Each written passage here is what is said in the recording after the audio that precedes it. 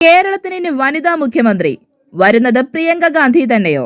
രാഹുൽ ഗാന്ധിയുടെ വാക്കുകൾക്ക് പിന്നിലെ രാഷ്ട്രീയ തന്ത്രം പുറത്താകുന്നു. നാഷണൽ ബ്രോഡ്കാസ്റ്റിംഗ് ന്യൂസ് ഇന്ത്യയിലേക്ക് സ്വാഗതം. കേരള രാഷ്ട്രീയത്തെ പിടിച്ചുകുലക്കുന്ന ഒരു വാർത്തയിലേക്കാണ് നാം പോകുന്നത്.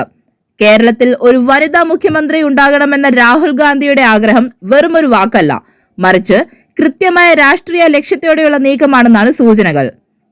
കേരളത്തിലെ തിരഞ്ഞെടുപ്പ് പ്രചാരണങ്ങൾക്കിടയിൽ രാഹുൽ ഗാന്ധി നൽകിയ ഒരു സൂചന രാഷ്ട്രീയ നിരീക്ഷകർക്കിടയിൽ വൻ ചർച്ചയായിരിക്കുകയാണ്.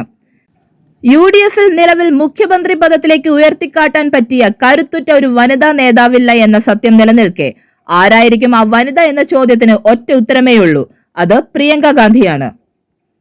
എന്തുകൊണ്ട് പ്രിയങ്ക ഗാന്ധി? നിലവിൽ വയനാട്ടിൽ നിന്നുള്ള MP എന്ന നിലയിൽ കേരളത്തിൽ പ്രിയങ്കയ്ക്ക് വലിയ ജനപിന്തുണയുണ്ട്.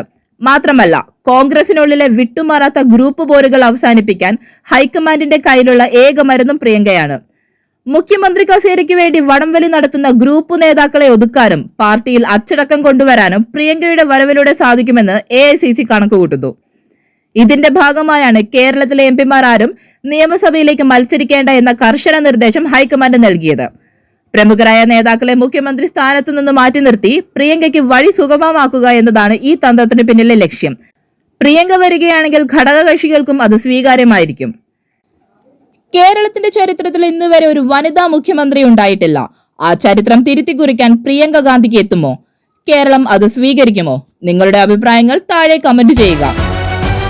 വാർത്തകളുടെ കൂടുതൽ വിശേഷങ്ങൾക്കായി NBNI സബ്സ്ക്രൈബ് ചെയ്യുക. നന്ദി.